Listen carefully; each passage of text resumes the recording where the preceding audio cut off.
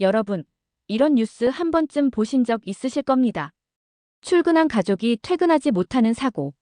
안전하지 못한 일터에서 또 한 번 소중한 생명이 사라집니다.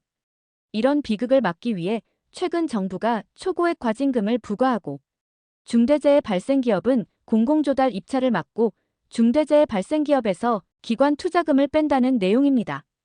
이 법은 2022년 1월 27일 먼저 50인 이상 사업장에서 시행됐습니다.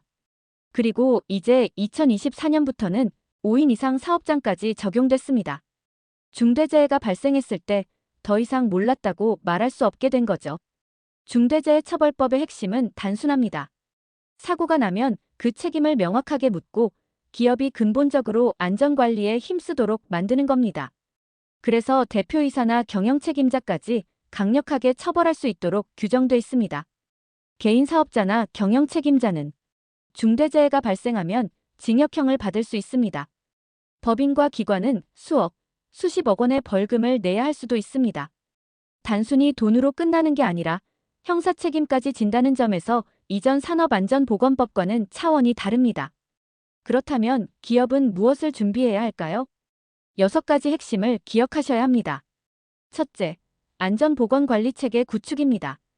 경영진이 직접 안전보건 방침을 선언하고 부서별 역할과 책임을 명확하게 나누어야 합니다. 안전보건관리 책임자와 안전관리자를 지정하고 이들의 역량을 강화하는 교육과 훈련도 필수입니다. 둘째, 위험 요인 발굴과 관리입니다. 노사 공동으로 위험성 평가를 진행하고 현장을 순회하며 위험 요소를 지속적으로 찾아내고 개선해야 합니다. 위험한 설비, 위험한 작업 환경, 위험한 작업 행동 이런 것들이 반복적으로 방치되면 큰 사고로 이어집니다. 그래서 정기적인 점검과 개선은 선택이 아니라 필수입니다. 셋째, 안전교육과 비상훈련입니다. 신입사원뿐만 아니라 기존 직원까지 정기적, 특별 안전보건 교육을 실시해야 합니다. 교육만 하는 게 아니라 실제 비상 상황을 가정한 훈련도 필요합니다.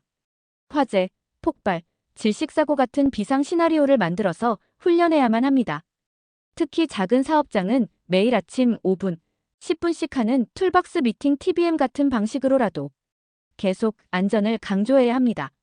넷째, 협력업체와 하청업체의 안전관리입니다. 사고는 원청, 하청 가리지 않습니다. 그래서 도급, 용역, 파견 근로자까지 모두 포함한 안전보건 관리 체계가 필요합니다. 같은 현장에서 일하는 모두가 같은 기준으로 관리돼야 합니다.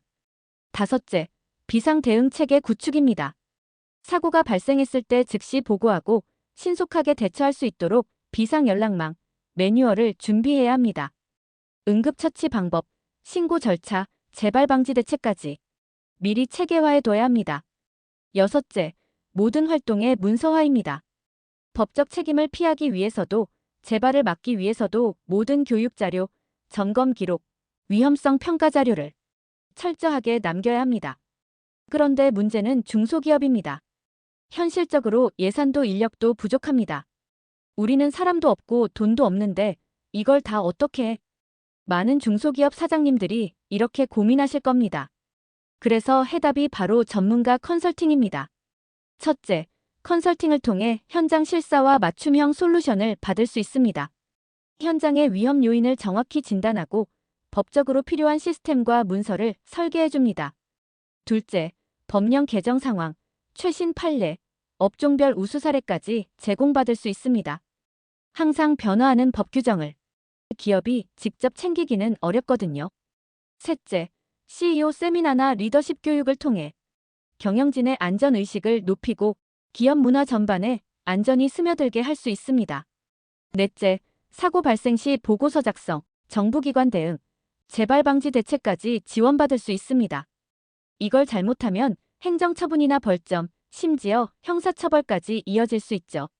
마지막으로 컨설팅 비용이 들어도 장기적으로는 훨씬 효율적입니다. 사고가 난 뒤에 감당해야 할 비용과 시간을 생각하면 미리 예방하는 게 훨씬 이득입니다. 여러분, 중대재해처벌법은 단순히 기업을 처벌하기 위한 법이 아닙니다. 누군가의 소중한 생명, 그리고 우리의 일터를 지키기 위한 최소한의 약속입니다. 사고가 난 뒤에 후회하지 않으려면 지금이 바로 준비할 시간입니다. 안전한 일터를 만드는 건 선택이 아니라 필수입니다. 이제는 묻겠습니다. 여러분의 회사는, 여러분의 현장은 과연 안전합니까? 오늘 이 영상을 계기로 우리 모두가 생명과 안전을 최우선으로 두는 문화를 만들어가길 바랍니다. 함께라면 가능합니다. 안전이 곧 미래입니다. 이상 디지털 PB스쿨에서 안내드렸습니다. 오늘 영상이 도움되셨다면 좋아요, 구독, 알림 설정까지 부탁드립니다. 감사합니다.